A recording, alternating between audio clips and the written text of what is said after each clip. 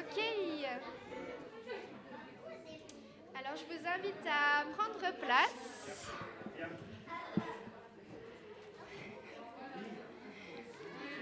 Les derniers qui papotent, on vous invite à vous asseoir.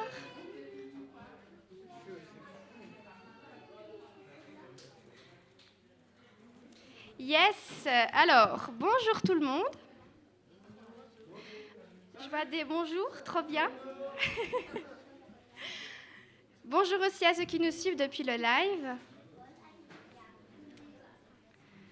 C'est chouette de vous voir causer entre vous. C'est bon signe. Aujourd'hui, on a un beau programme. On a plein de petites choses différentes. Et je suis impatiente de voir les différentes personnes qui ont préparé des choses pour nous. Ça va vraiment être chouette. Et puis, donc c'est moi qui préside aujourd'hui. Et puis, je voulais faire une petite intro parce que le fil rouge de l'Église pour ce semestre, c'est la famille en Christ. Et puis, moi, cette semaine, Dieu m'a pas mal parlé par rapport à la grâce. J'ai l'impression que c'est un sujet qu'on n'aura jamais fini d'approfondir et de comprendre. Et puis, j'ai compris en fait, encore plus, alors que j'étais censée le savoir dans ma tête, mais ce n'était pas encore trop descendu dans mon cœur, que c'est par grâce que je suis sauvée, puis que c'est par grâce aussi que je peux accomplir les choses que Dieu me confie. Entre autres, déjà, juste faire la présidence aujourd'hui, parce qu'on a chacun nos petits défis. Et puis, je voulais quand même vous partager, il y a un passage dans la Bible qui dit que Dieu nous a sauvés par grâce, et puis il ne nous a pas sauvés en gros par nos œuvres. Et c'est pas parce que ce qu'on fait, c'est pas ce qu'on fait qui nous sauve. Et c'était juste un petit clin d'œil, un petit rappel pour nous. On est une famille, on est tous différents. On a chacun nos points forts, on a chacun nos points faibles. Mais ça dépend pas de ça. Le Seigneur, pour chacune de nos vies, il a des œuvres qui sont préparées d'avance. Des choses en fait où il suffit d'y entrer. Et puis je voudrais tous nous encourager. On n'a pas ici parmi nous, dans cette assemblée ou chez vous sur le live, quelqu'un qui mérite moins bien d'être ici, qui mérite moins d'être ici, ou quelqu'un qui mérite plus d'être ici, qui mérite plus d'être enfant de Dieu, ou quelqu'un qui mérite moins. Mais c'est vraiment tout par grâce au départ. Et puis, chacun, le Seigneur, pour chacun, il a des œuvres préparées d'avance. Et c'est des choses pour lesquelles vous pouvez y entrer. Et puis, voilà, c'était un petit rappel pour nous aujourd'hui. Et d'ailleurs, ce soir, il y a des gens qui ont décidé d'entrer dans des petits défis que le Seigneur leur a partagés. Alors, pour commencer, on va avoir, je vais prendre juste mon petit programme, on va avoir Delphine Magnin. Tu peux t'approcher de moi, je ne te vois pas pour le moment. Voilà, tu es là. Delphine qui va, elle a décidé de vous partager ce qu'elle a sur le cœur. Et puis, je vais la laisser déjà commencer par un petit témoignage, puis après, elle nous fera découvrir ce qu'elle a préparé.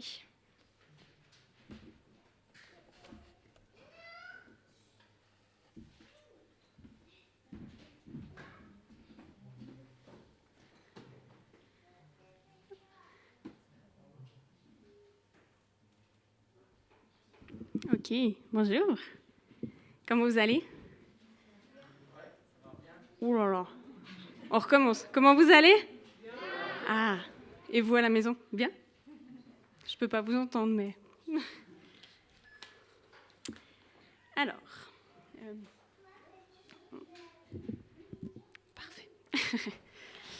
Du coup, je vais vous raconter un peu une expérience que j'ai pu vivre durant mon adolescence. Pardon, je tremble, mais ça va bien se passer.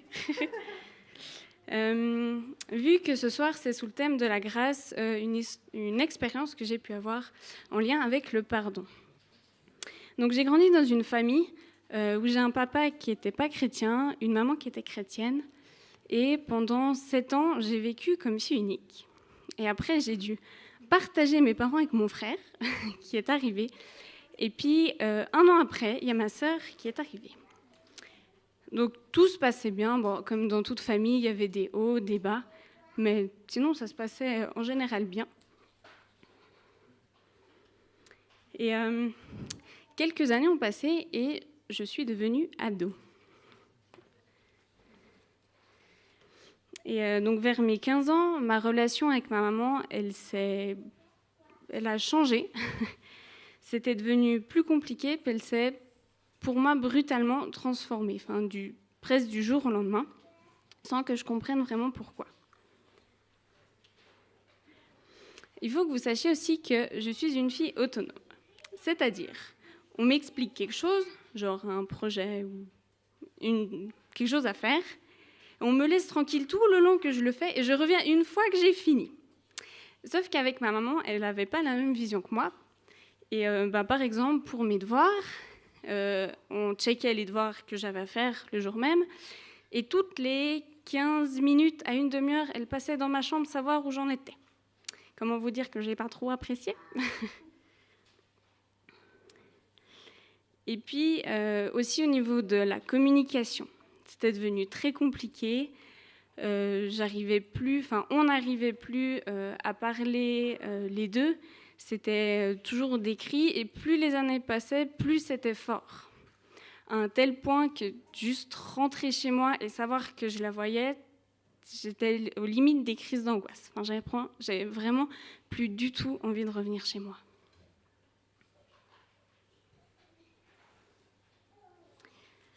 Et puis après, gentiment, je m'approchais de l'âge adulte. Donc je suis rentrée dans un groupe de jeunes à Genève, parce qu'il faut savoir que je viens de Genève à la base.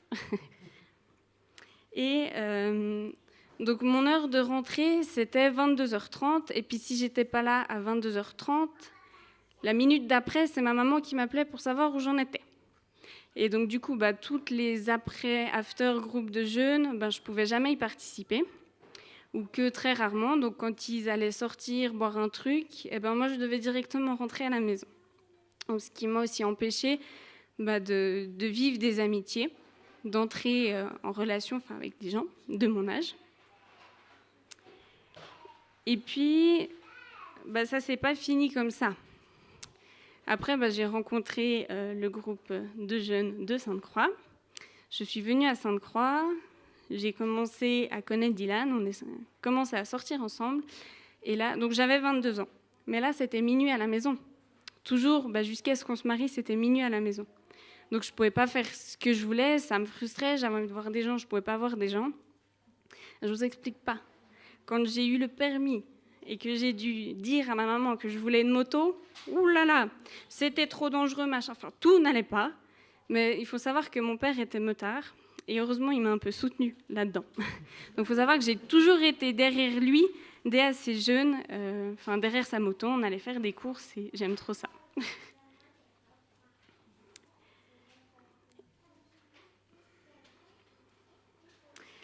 Et du coup, pendant toutes ces années, je me suis vraiment sentie étouffée dans une boîte qui ne me correspondait pas à moi.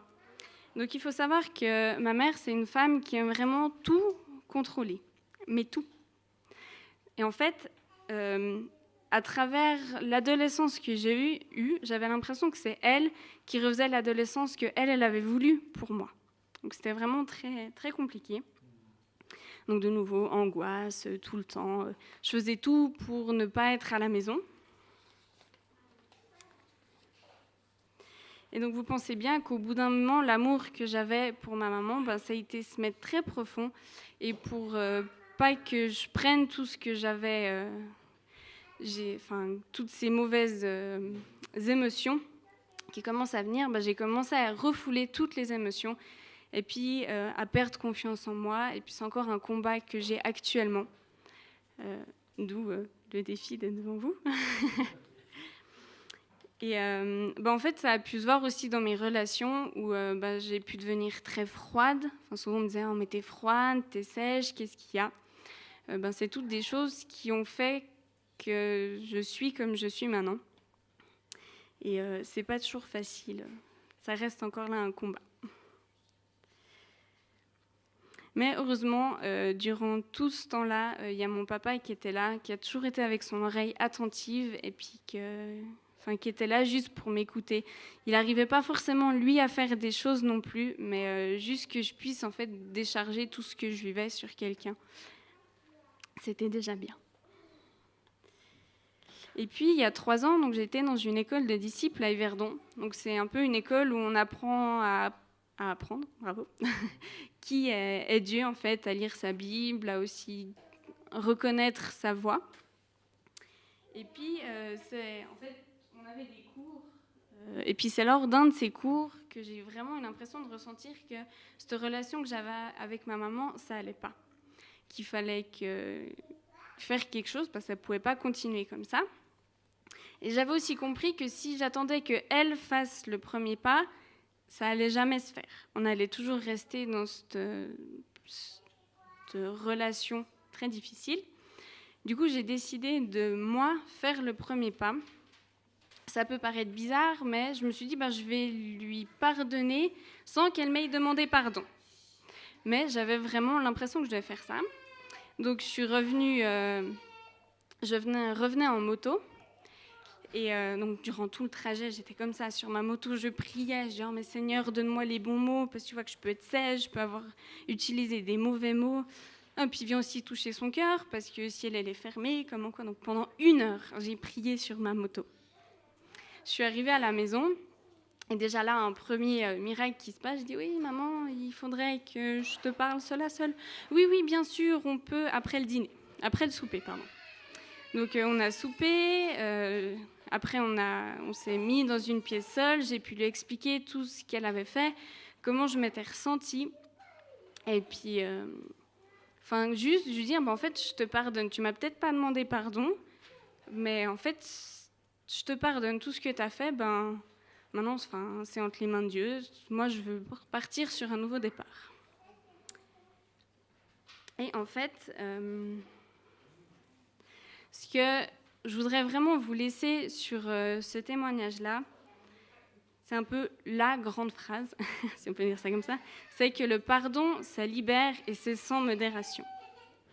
Donc vraiment que, en fait, tout ce qu'elle a pu me faire, j'ai décidé de lui pardonner pour repartir sur de nouvelles bases avec elle. Et puis depuis, je vois qu'elle a ou du moins entendu comment moi j'ai vécu. Et puis donc notre relation, ça va mieux. On arrive à se parler sans se hurler dessus. Et puis je peux voir aussi avec mon frère et ma sœur qu'elle ne refait pas la même chose que moi. Voilà, donc si je peux vous encourager, c'est pardonner ou demander pardon. Et vraiment, ça libère, ça fait quelque chose. Au moins, faites votre petit bout à vous. Et Dieu fera le reste.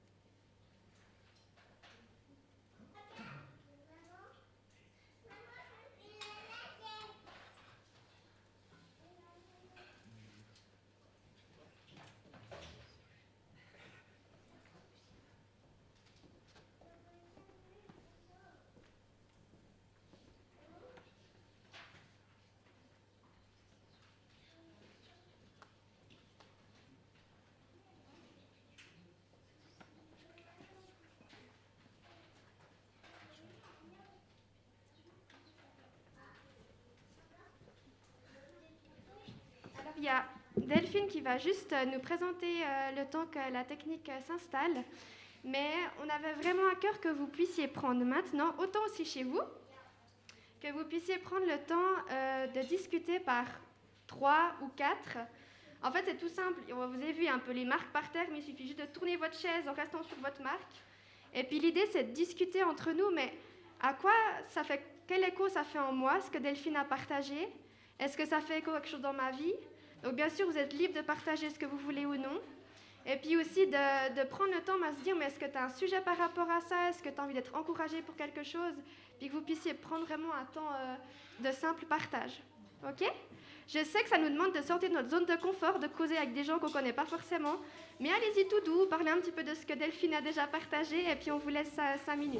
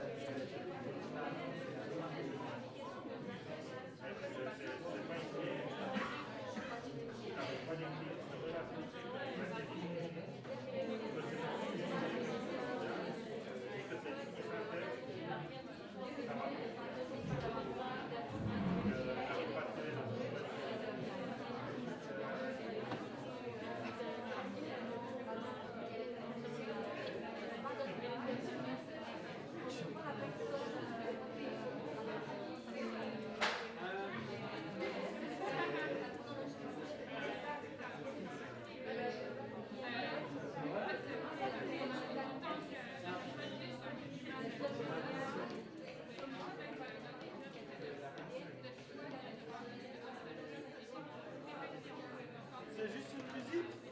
Ouais. Vas-y, essaye de la mettre, émission musique. Ouais, c'est bon, tu vas.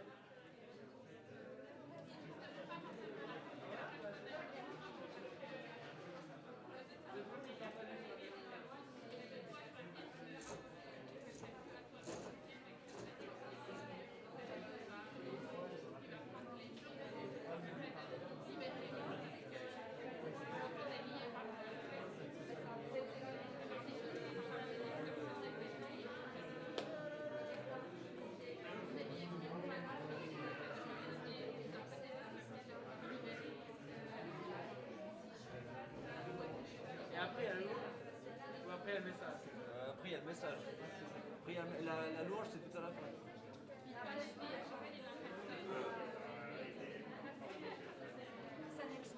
Ouais, témoignage, danse, départ de fond, ton prière, vidéo, thème, message, pas confond. Fin du live. Ouais, bon.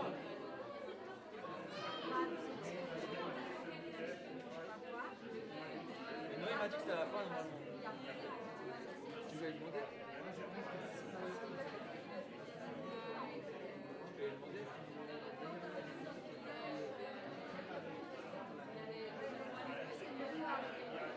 Non, mais on verra.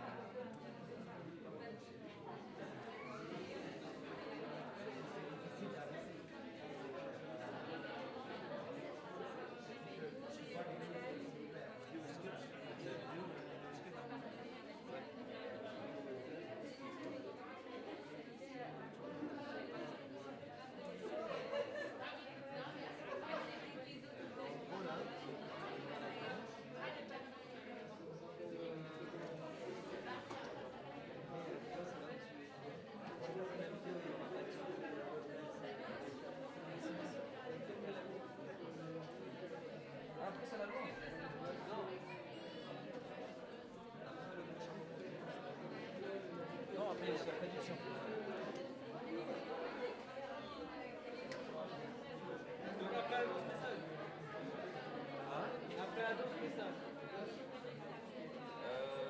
Après la danse, non, il y a encore la vidéo sketch American. Là, après, je dois mettre une vidéo, puis après, il y a un verset avec une mélodie. Après, il y a le message à la lumière. Après, il y a la louange. Après, il y a les enfants. Mais parce que j'avais oublié de marquer. Ouais, c'est bon, j'ai tout fait.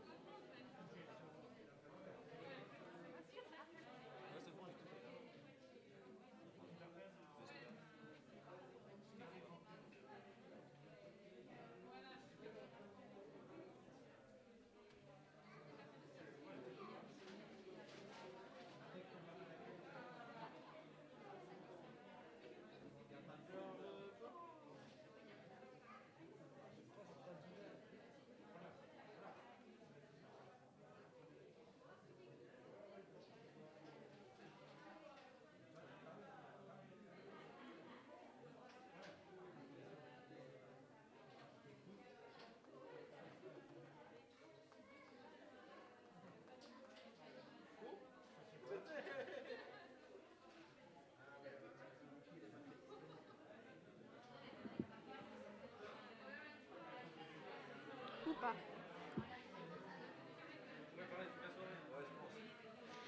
Ok, alors on vous laisse encore une petite minute et puis on va passer à la suite.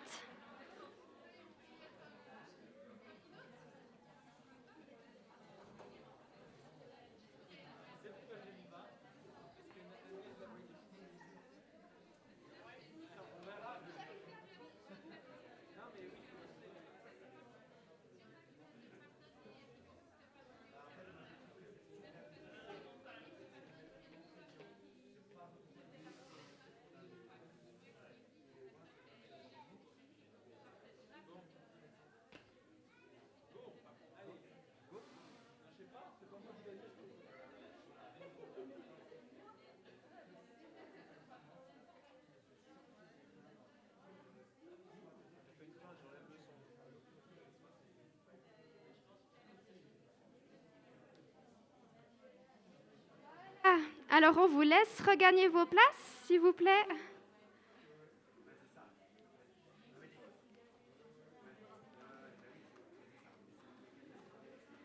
Et puis maintenant, ce qui va se passer, c'est que Delphine va faire une danse. Coucou!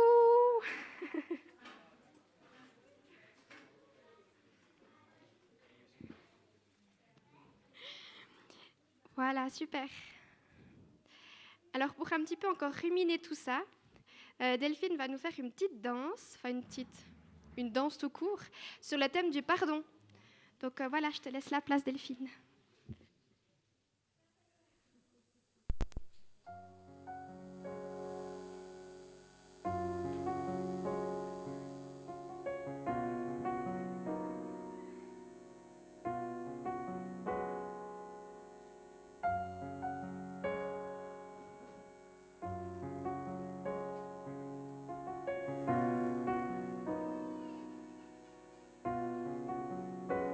Je ne peux qu'imaginer ce que je verrai quand je marcherai à tes côtés.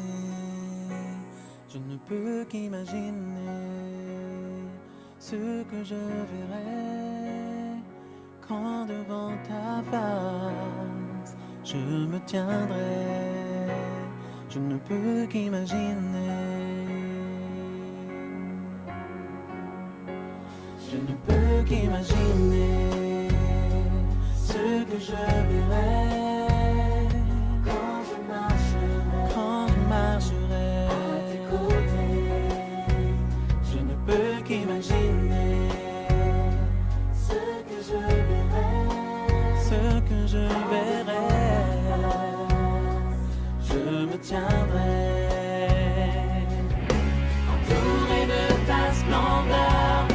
Ressentira mon cœur le désir de danser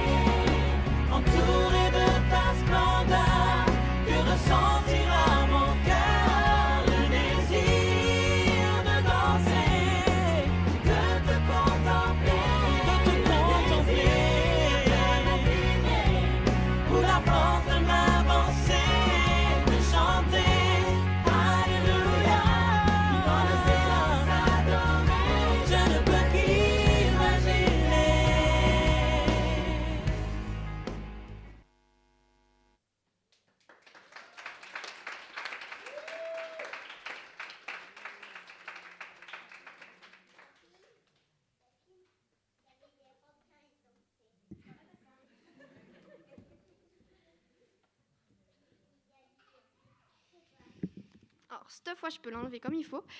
Delphine. Lucas, tu me laisses encore un petit moment, Delphine? Alors, Delphine, moi, je parle un peu pour, en tout cas, toute l'équipe des RESP. Pour toi, c'est un immense défi de venir sur cette scène et de danser. C'est la première fois que tu le fais. C'est la première fois que tu le fais devant tout le monde. Et puis, je voulais juste te remercier parce que tu as marché dans ce pas d'obéissance. Tu avais ce cadeau à offrir à Jésus. Et puis, tu nous en fais bénéficier.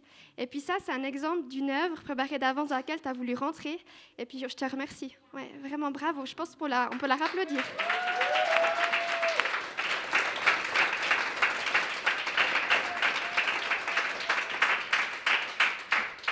Super! Alors, prochaine personne, j'invite Mélanie Roulin à s'approcher. Puis je te laisse un petit peu expliquer ce que tu as préparé.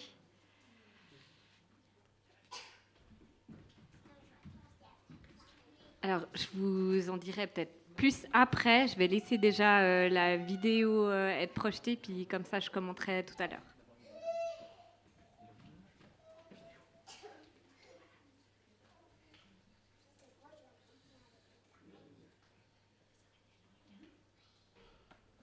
Faut que je vous raconte un truc de dingue.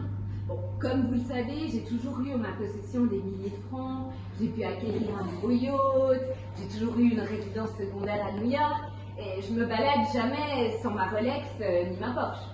Mais figurez-vous que j'ai vendu tous ces biens parce que j'ai trouvé quelque chose de plus précieux que j'avais jamais eu jusqu'à maintenant. Ah bon? Mais c'est quoi? C'est quoi? Bah dis-nous. Eh bien, c'est cette perle de grand prix.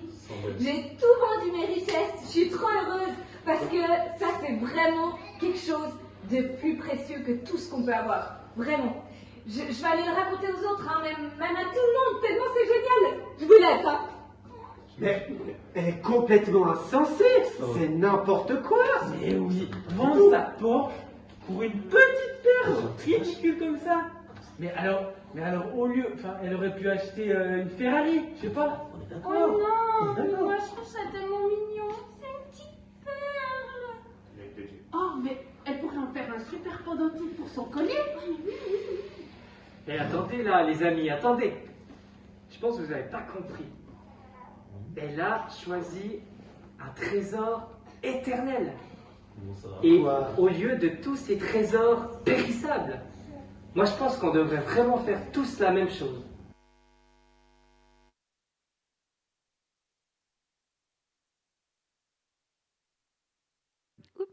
C'est bon. C'est pour ceux qui ont reconnu la parabole qui est dans Matthieu 13, 44 à 46, donc qui parle de cet homme qui va vendre justement tous ses biens pour cette perle de grand prix qu'il a trouvée. Et puis c'était pour rappeler justement ce trésor qu'on peut avoir en Jésus, qui va au-delà de tout ce qu'on pourrait avoir, que ce soit terrestre et autre, ou justement ce qui nous offre, c'est vraiment éternel. Et en fait, si j'avais aussi envie de faire cette petite vidéo, c'est pour vous inviter à démarrer justement une longue série de vidéos sketch sur des paraboles. Donc moi, je vais vous faire un petit peu de pub et vous activer pour dire que si vous auriez à cœur, que ce soit en famille, que ce soit avec votre groupe de vie, avec un groupe d'amis, des gens de l'église et autres, de vous aussi illustrer une petite parabole. Donc ça peut être comme là, sous forme de sketch, ça peut être sous forme de mime, ça peut être avec des Legos, de la pâte à modeler, ce que vous voulez. C'est vraiment libre à la créativité de chacun. Le but, ce serait juste de définir une parabole, l'illustrer, la filmer et puis l'envoyer à un des responsables pour qu'on puisse ensuite la projeter et que vous puissiez aussi venir dire 2-3 mots pourquoi peut-être vous avez choisi cette parabole en particulier et que ça puisse être aussi un peu une petite exhortation pour tout le monde. Donc, je vous laisse me contacter ou venir me dire à la fin ou une fois quand on se croise si l'idée, elle vous dit bien. Et puis autrement, c'est peut-être moi qui viendrai aussi vers certains à qui j'ai pensé pour aussi vous lancer. Et puis voilà, le but, c'est que ce sera à peu près un dimanche sur 2 qu'on puisse se relayer à chaque fois avec une équipe différente. Voilà.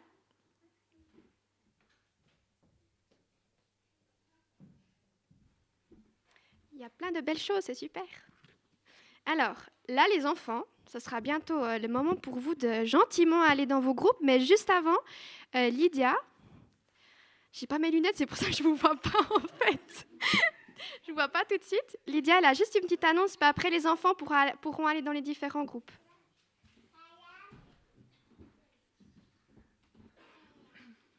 Bonsoir, ta petite Déborah.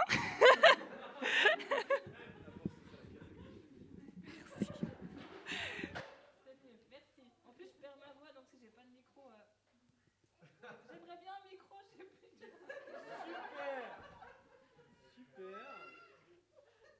Super. Bonne ambiance. Yes.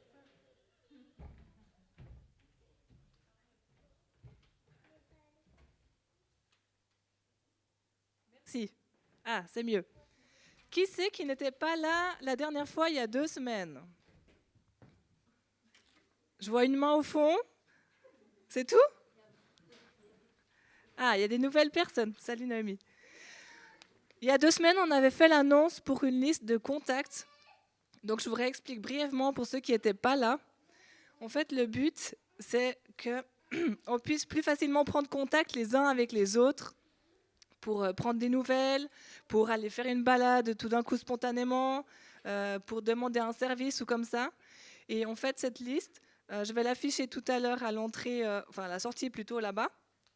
C'est pour toutes les personnes qui sont d'accord de donner leur numéro de téléphone pour en fait faire un peu une base de données des gens de l'église. Je suis désolée pour ceux qui ont déjà noté leur nom il y a 2 semaines. J'ai perdu la feuille, j'avoue. Je ne sais plus où chercher.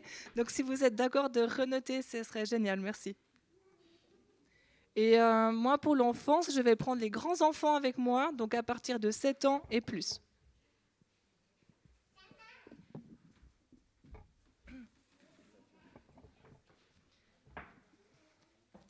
Du coup, les enfants qui ne sont pas compris dans cet âge-là, ils iront avec Delphine.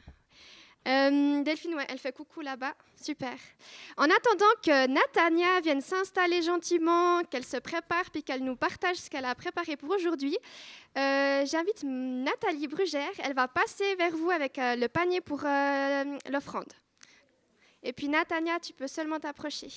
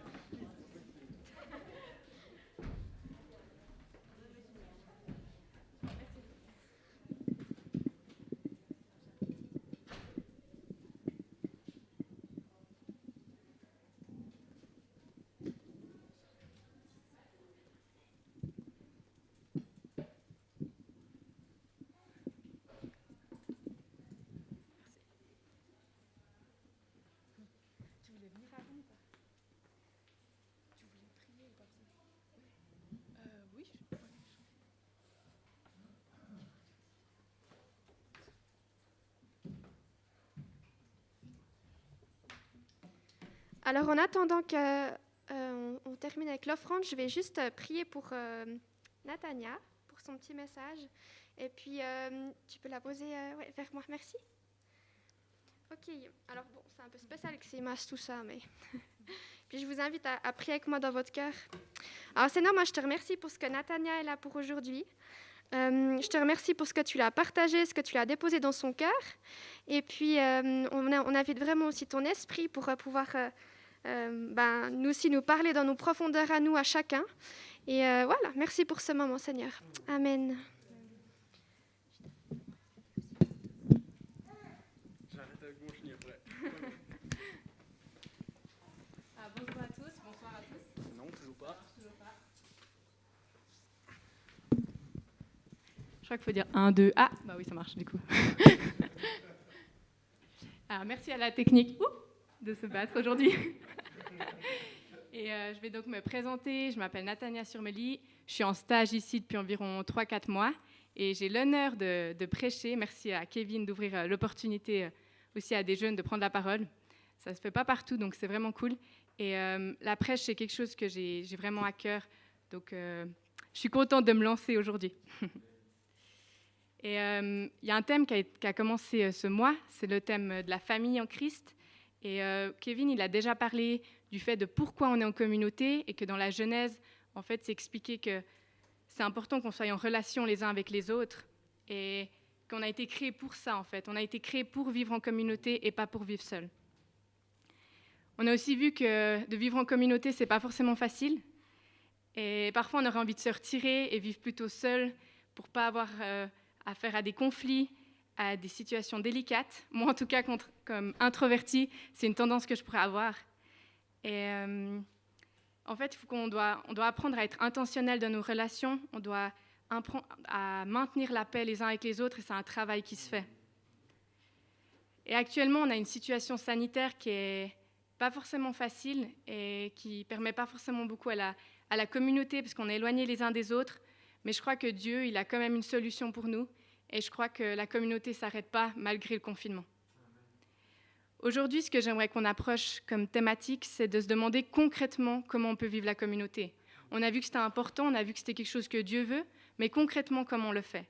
Et on va répondre un tout petit bout à cette question en s'approchant du texte de Colossiens 3, 9 à 15. Donc dans ce texte, c'est Paul qui s'adresse à l'église de Colosse et il leur explique comment on peut vivre les relations dans la communauté. Donc il y a l'église qui vient de débuter et il faut leur expliquer comment on peut vivre. Juste avant le passage, il explique les comportements qu'il faut rejeter. Il dit que notamment il faut rejeter la colère et le langage qui ne représente pas Dieu, les paroles mauvaises. Donc je vais commencer par lire le passage. Si vous avez une Bible, vous pouvez sortir, c'est Colossiens 3, 9 à 15. Ne vous mentez pas les uns les autres, car vous êtes dépouillés du vieil homme et de ses manières d'agir. Vous avez revêtu l'homme nouveau qui se renouvelle pour parvenir à la vraie connaissance, conformément à l'image de celui qui l'a créé.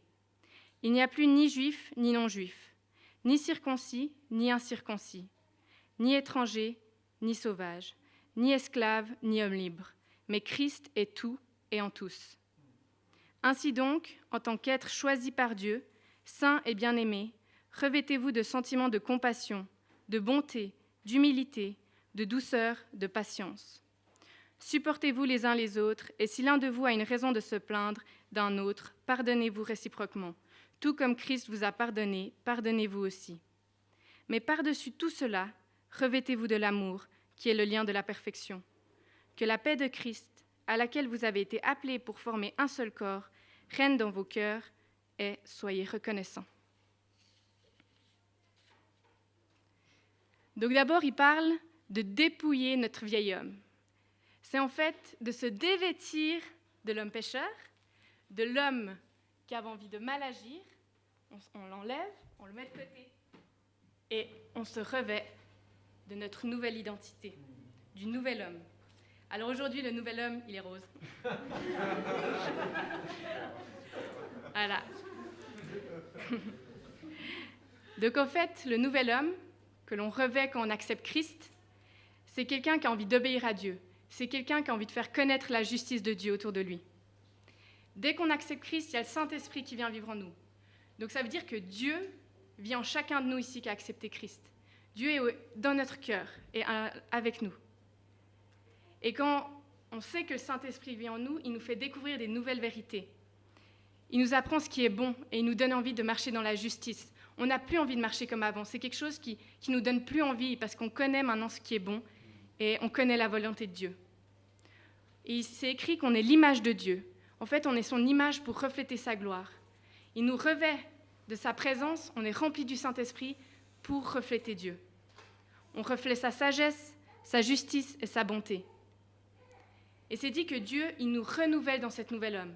Donc il y a l'ancien qu'on a mis de côté et maintenant on est quelqu'un de nouveau. Et il nous renouvelle, ça veut dire que c'est un processus. Ça prend du temps, c'est pas en claquant des doigts qu'on est complètement changé.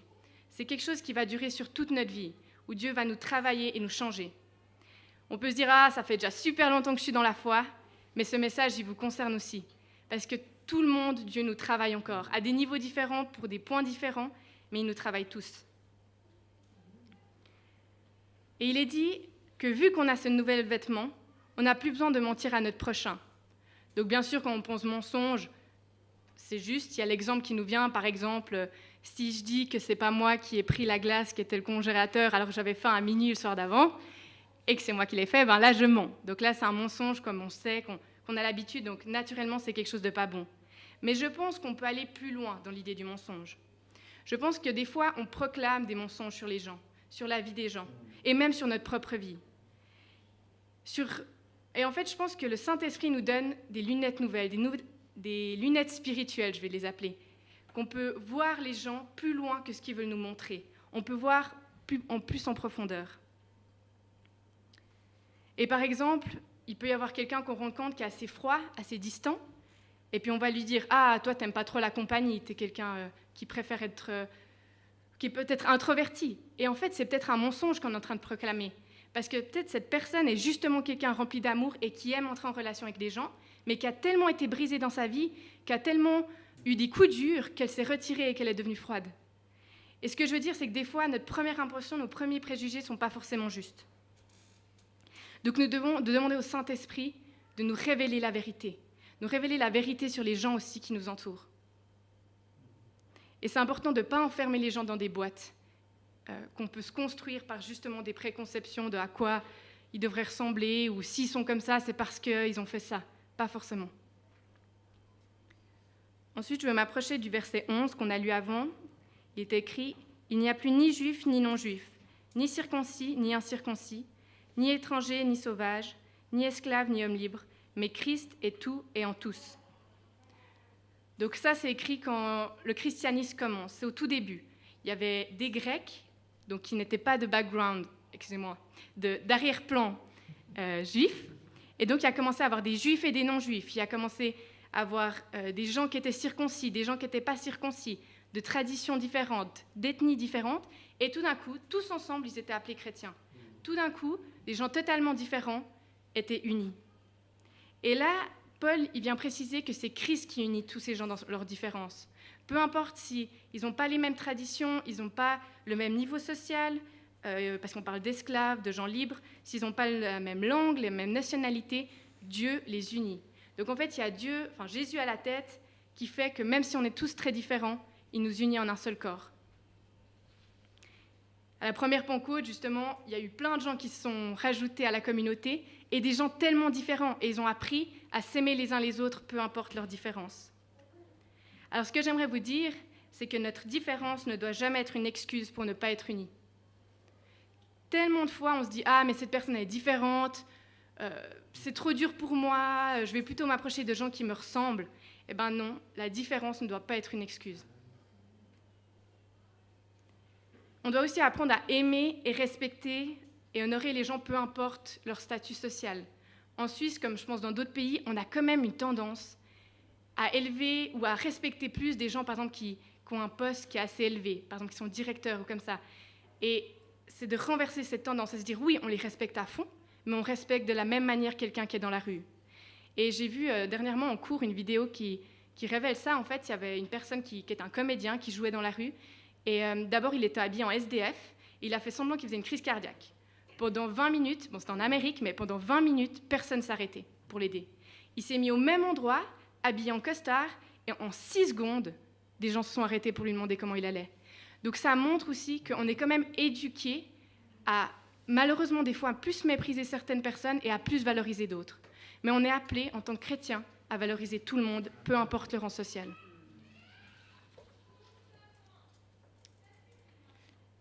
Ensuite, je vais vous parler du verset 12. Donc le verset 12 disait, je vous le relis une fois, « Ainsi donc, en tant qu'être choisi par Dieu, saint et bien-aimé, revêtez-vous de sentiments de compassion, de bonté, d'humilité, de douceur et de patience. » Donc là, il y a Paul qui donne des conseils pour comment on peut vivre concrètement la communauté. Il dit qu'on doit se revêtir de compassion. Donc cet habit va représenter la compassion, la bonté, l'humilité, la douceur et la patience.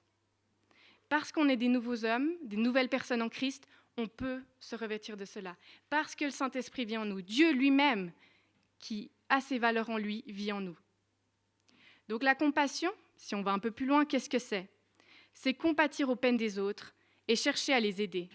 Le contraire, c'est l'indifférence. Et pour ma part, honnêtement, parfois, j'ai préféré être indifférente parce que la souffrance des autres, j'avais l'impression que ça allait trop me peser. En fait, j'ai voulu m'écarter des fois de la souffrance des autres par peur de souffrir moi-même.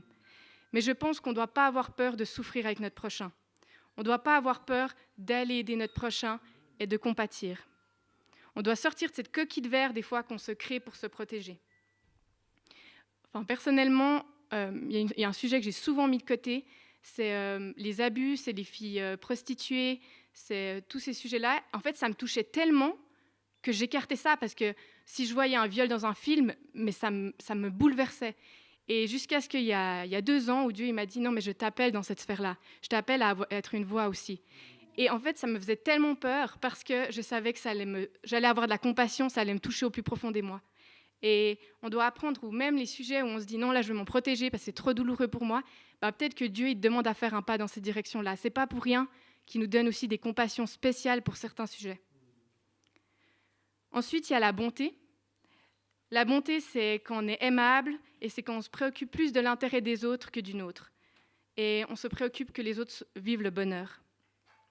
Je ne vais rien vous apprendre en vous disant qu'on vit dans une société assez individualiste qui se préoccupe plutôt de son ego, souvent, et de son propre intérêt, son propre bonheur. Et là, ça renverse les choses. C'est se dire, non, je me préoccupe d'abord du bonheur des autres. Souvent, les pubs qu'on voit, honnêtement, c'est rarement pour nous dire comment on pourrait mieux bénir notre prochain. Quand on voit des pubs dans la rue ou à la télé, c'est plutôt comment je pourrais gagner plus d'argent, comment je pourrais avoir un super job et comment je pourrais être plus fit.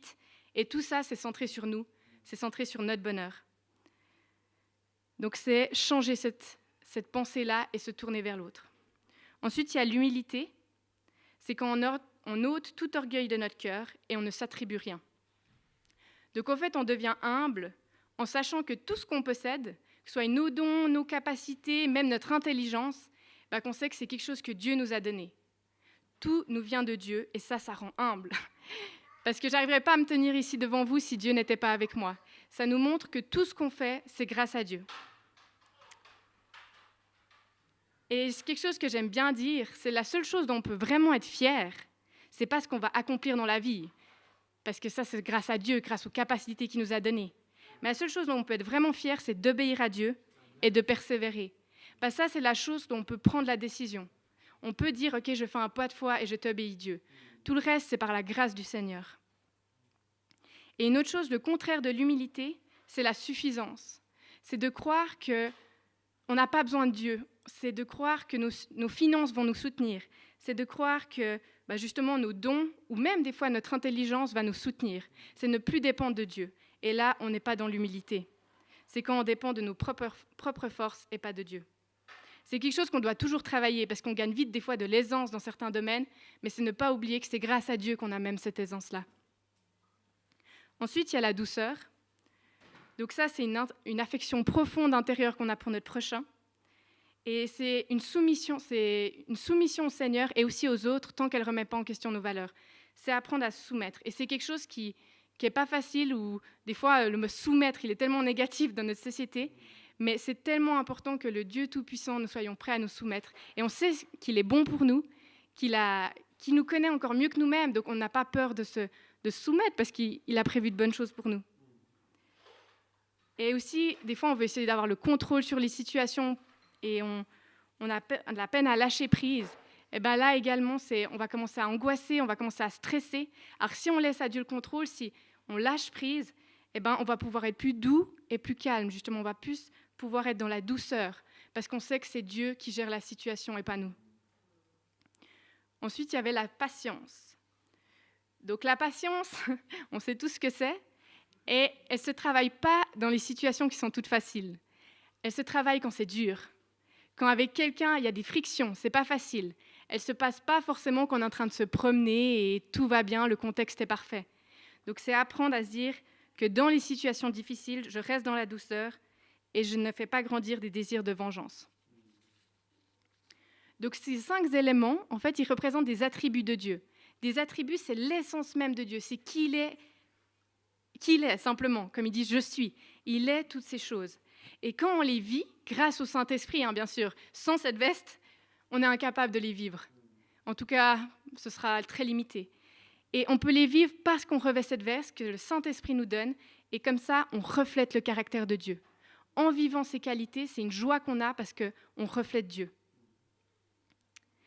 Ensuite, je vais m'approcher du verset 13 qui dit « Supportez-vous les uns les autres, et si l'un de vous a une raison de se plaindre d'un autre, pardonnez-vous réciproquement, tout comme Christ vous a pardonné, pardonnez-vous aussi. » Donc, comment on peut pardonner à quelqu'un qui nous a fait du tort? Comment on peut se supporter les uns les autres? C'est justement qu'on a revêtu cette veste.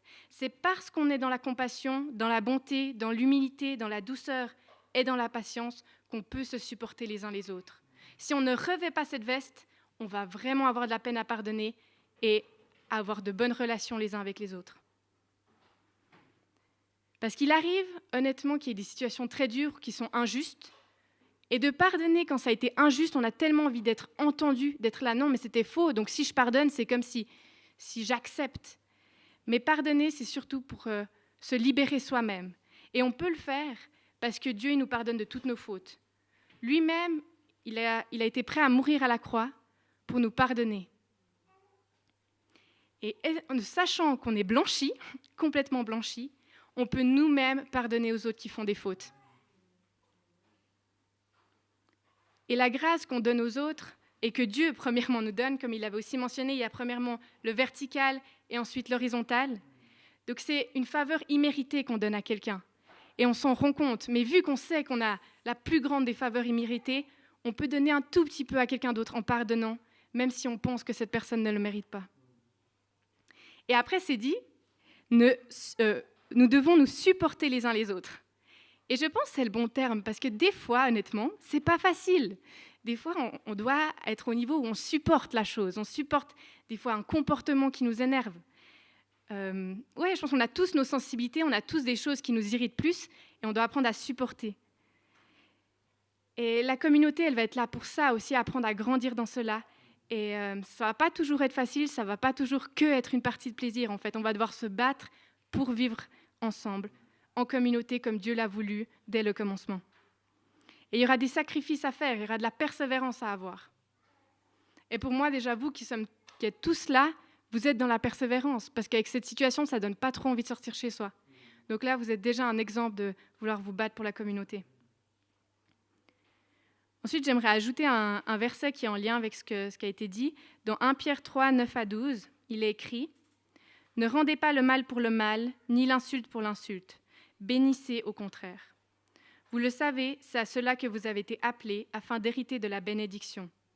Si quelqu'un en effet veut aimer la vie et voir des jours heureux, qu'il préserve sa langue du mal et ses lèvres des paroles trompeuses, qu'il se détourne du mal et fasse le bien, qu'il recherche la paix et la poursuive, car les yeux du Seigneur sont sur les justes et ses oreilles sont attentives à leurs prières, mais il se tourne contre ceux qui font le mal. » Donc là, on est encouragé à ne pas rendre par le mal.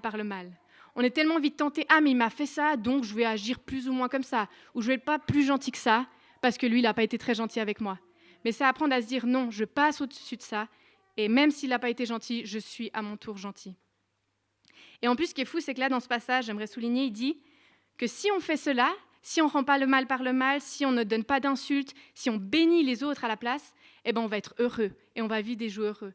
Donc en fait, de reprendre cette veste, de se remplir de compassion, de bonté, d'envie de faire le bien autour de nous, ça va nous remplir de joie. C'est pas quand on médit sur des gens qu'on va être rempli de joie. Et je pense qu'on peut même aller jusqu'à remercier Dieu pour les situations difficiles, les relations difficiles.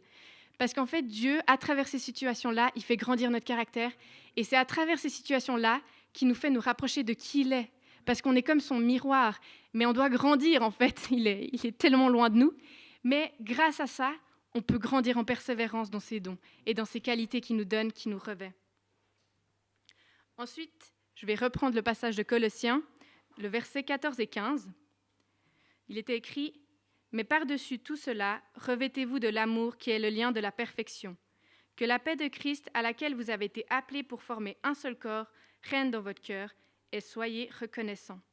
Donc là, il y a une dimension qui s'ajoute à toutes les qualités qu'on a dit avant, c'est l'amour. Donc en fait, l'amour, c'est le lien de perfection. Toutes ces qualités que j'ai, elles sont liées grâce à l'amour. Et en fait, elles nous permettent à ce que toutes ces vertus soient vécues. Et elles nous permettent en fait de persévérer. C'est grâce à l'amour qu'on reçoit de Dieu et qu'on peut donner, qu'on peut vivre ces dimensions. Alors Dieu, c'est un Dieu trinitaire, donc il est le Fils, le Père et le Saint-Esprit. Et c'est dans cette relation, dans son essence même, il est amour. Et c'est déjà dans cette relation trinitaire qu'il vit l'amour. Et en fait, l'amour, elle se vit seulement en relation les uns avec les autres. Si on est seul, imaginons, on s'écarte de Dieu, on s'écarte des autres, on ne va pas vivre la dimension de l'amour. C'est dans notre relation avec Dieu qu'on vit l'amour et dans notre relation au prochain. Et l'amour, c'est le plus beau des sentiments du monde, et d'où l'importance en fait de pouvoir le vivre les uns avec les autres. Et quand Jésus il a prié à la veillée de sa mort, il n'a pas demandé qu'on reçoive des super dons spirituels ou que son peuple soit rempli de bénédictions. Non, il a dit dans Jean 17, 21, « Père, que tous soient un, comme toi, Père, tu es en moi et moi en toi, qu'ils soient en nous, eux aussi, afin que le monde croie. » Jésus, en fait, sa prière, c'était que les chrétiens soient unis, Seigneur.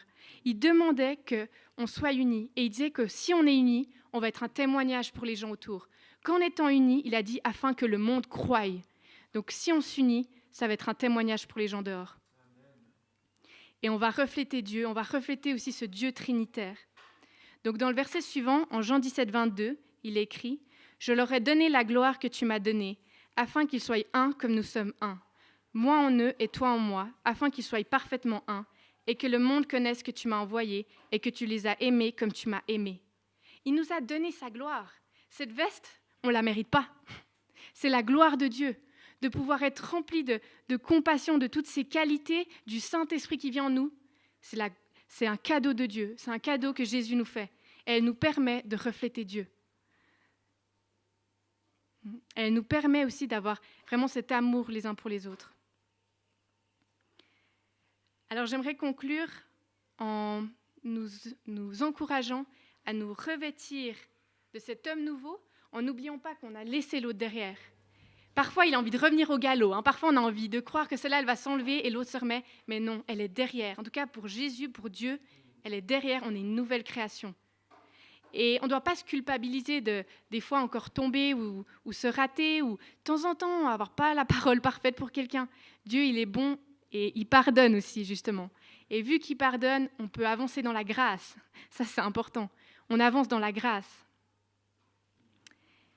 Et on peut être tellement reconnaissant de se dire « Mais quoi, Dieu, tu nous utilises, nous, pour te refléter toi. Tu nous choisis, nous, des gens imparfaits. On crée un peuple imparfait. » Comme dans l'Ancien Testament, il faisait aussi souvent des erreurs. Mais il continue tout l'Ancien Testament et le Nouveau Testament de suivre son peuple et de ne pas l'abandonner. Il ne nous abandonne pas, peu importe ce qu'on a fait dans le passé et peu importe les erreurs qu'on fait encore aujourd'hui. Et comme j'ai dit, il faut qu'on apprenne à vivre la communauté avec des gens différents. Il ne faut pas attendre d'aller dans une communauté où tout le monde va être comme nous, où ça va être facile. On doit se battre là où Dieu nous met. Et c'est possible que toutes les relations ne seront pas simples. On doit apprendre à aimer la différence. Parce qu'en fait, je trouve qu'il y a une complémentarité dans la différence. Ça amène beaucoup plus en fait, que si on était tous pareils. Et du coup, on doit être reconnaissant pour la différence qu'on a les uns les autres, les dons, les qualités, les sensibilités différentes qu'on peut amener. Et en fait, c'est parfois difficile, ça nous fait souffrir. On aurait tendance à vouloir des fois fuir la communauté, surtout quand on ne va pas très bien. On aurait voulu tendance à se mettre de côté. Mais lui, Jésus, il n'a pas fui quand il a dû faire face à la souffrance. Il a été sur une croix pour nous et il n'a pas fui. Alors je pense que nous aussi, on ne peut pas fuir, on peut faire le pas de ne pas fuir face aux difficultés. Et j'ai une amie qui disait récemment, et j'ai bien aimé cette phrase, « Être exemplaire rend attirant parce que cela dévoile une réalité peu présente, mais une réalité que tout le monde cherche. » En fait, je pense que dans le verset où c'est dit que si on est unis, ça va attirer les gens à Christ, ça va leur faire voir Dieu. Je pense qu'en fait, le fait d'être bienveillant, d'être dans l'amour, peu importe les différences, parce que souvent, il y a des groupes d'amis qui sont plutôt tout le monde se ressemble dans le groupe, et c'est rare qu'on voie des gens très différents ensemble. Donc en fait, ça va questionner le monde. C'est tellement quelque chose de pas naturel, des fois surnaturel, mais miraculeux, que je pense que si on vit cette unité, cette bienveillance, les gens vont aspirer à ça. Ils vont avoir envie de faire partie de la communauté et de la famille de Christ. Et c'est un avant-goût du ciel, en fait, où ça va être waouh, tout le temps la présence de Dieu, H24, ça va être vraiment beau. Et comme j'ai dit au début, on est dans une situation pas très agréable avec les conditions sanitaires, avec les conditions du Covid. Et on peut se dire, ouais, mais on peut moins se voir, on peut être moins, par exemple, ce soir. Mais je pense que c'est apprendre à se dire, mais Dieu, il est au-dessus de ça. Ça ne lui fait pas peur. Et je pense qu'on doit apprendre à ce qu'ils nous disent, mais devenez créatifs, créez des nouvelles idées. Actuellement, on peut vraiment bénir la technologie. Et je pense qu'on ne doit pas se dire, à cause de cette situation, je deviens passif dans mes relations avec mes autres amis chrétiens. On doit se mettre en action et peut-être trouver d'autres solutions. Ça veut dire appeler quelqu'un plus souvent. Ça veut dire prendre contact ou créer un nouveau petit groupe de maison, trouver des nouvelles solutions. Mais il ne faut pas que nous devenions passifs. Sinon, comment on va refléter Christ aux autres si c'est par notre unité? Et aussi parce que la communauté est super importante pour se fortifier les uns les autres, bien sûr. Donc, je voudrais vous dire que le confinement ne doit pas être une excuse pour vous éloigner de vos amis chrétiens ou de votre communauté. Ça va peut-être être différent à ce que vous avez l'habitude, c'est peut-être vous rapprocher de quelqu'un que vous avez perdu pendant des années et que ça devient quelque chose de nouveau, mais Dieu, il va bénir à travers ça. Il y aura peut-être de la profondeur qui va se gagner. Et peut-être vous vous dites, mais moi, il n'y a personne qui m'a appelé, il n'y a personne qui m'a écrit. Peut-être qu'il y a d'autres personnes qui se disent la même chose que vous. Donc, soyez les premiers à faire le pas. J'aimerais vous encourager à, même si on ne vous a peut-être pas trop donné ces derniers temps, vous dites même, on m'a oublié, vous faites le pas en pensant à quelqu'un d'autre parce que vous, il y a Dieu qui pense à vous et qui ne vous oublie pas. Et aussi, marchons avec fierté avec ça.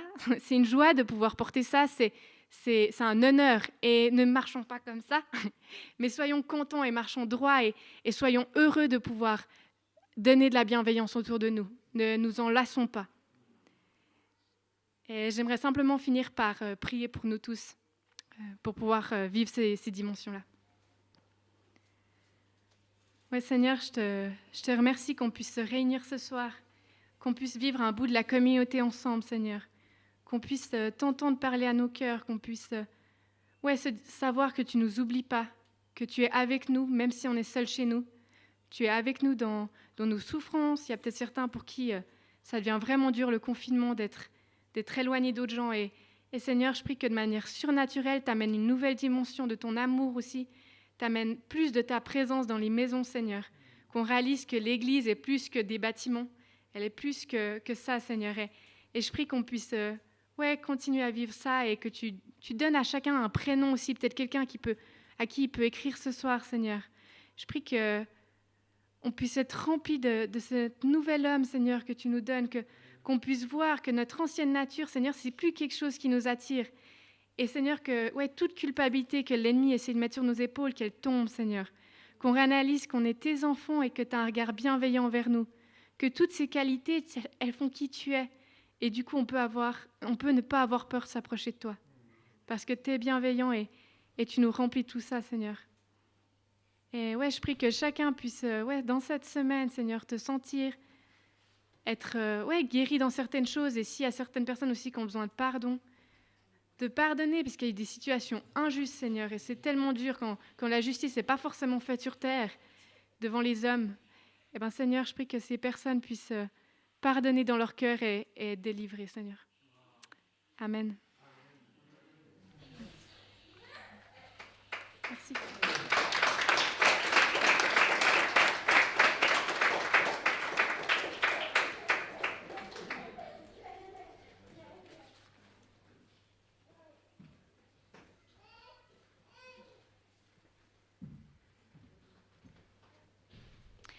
Merci beaucoup, Natania.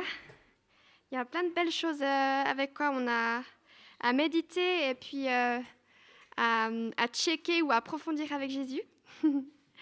Je vais juste laisser la place à Lydia qui souhaitait pouvoir faire un feedback.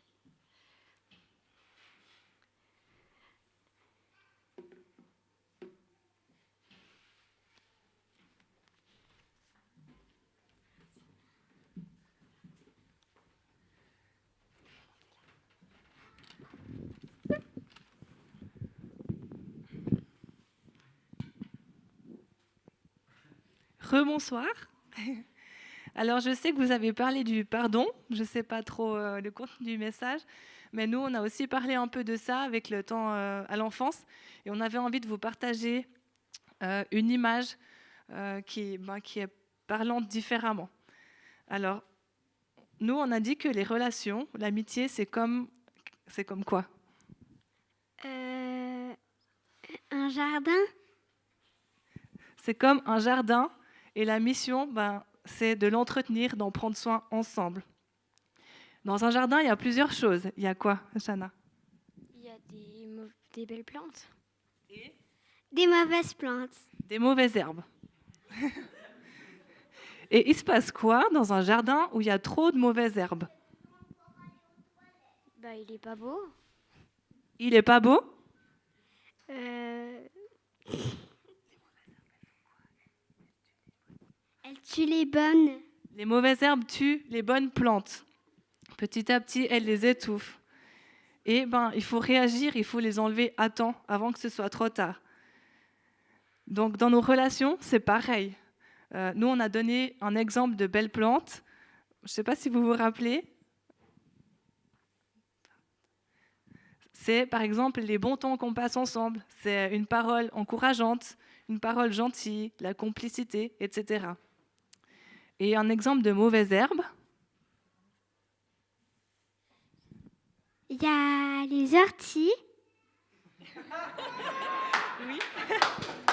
Mais dans tes relations avec tes copines.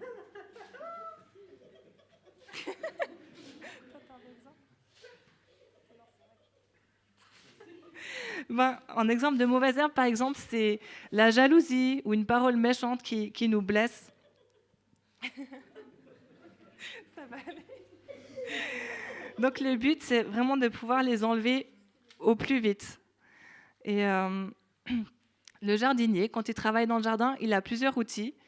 Il a un arrosoir pour arroser les belles plantes. Et moi, je ne suis pas pro du jardinage, mais moi, j'ai pris l'image de la pelle pour déraciner les mauvaises herbes. Donc voilà, il y a ces deux outils que nous aussi, on doit utiliser. Donc de nourrir au maximum les bons temps. La prière aussi, c'est très important. Ça permet de développer les bonnes choses. Et la pelle, ça permet d'enlever ce qui est mauvais. Et la prière aussi, on la retrouve là, parce qu'on peut demander à Dieu de nous aider à voir là où il y a des mauvaises choses dans la relation, là où il y a du pardon à donner aussi. Ça y est, je me suis mélangée dans mes notes. Donc voilà, le pardon, ça peut être dans deux sens. Ça peut être que nous, on a besoin de demander pardon à quelqu'un pour une chose qu'on a faite. Ou alors, ça peut être d'aller vers l'autre pour lui dire qu'il y a quelque chose qui nous a blessés et d'en parler ensemble pour ne pas laisser cette semence de mauvaise plante prendre trop de place dans la relation. Voilà, c'est tout.